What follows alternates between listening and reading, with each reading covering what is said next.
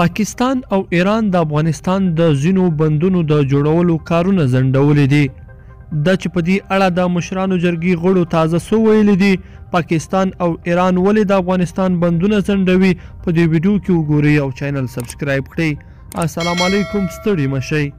د مشرانو جرګې غړي وایي په پنجشیر، کونړ او ځینو نورو ولایتونو کې پاکستان او ایران د اوبو د بندونو جوړوله مخه نیولې ده او د ځینو بندونو جوړېدو کارونه یې درولي دي چې په تړاو یې د ملګرو ملتونو امنیت شورا ته هم شکایت کړی دی.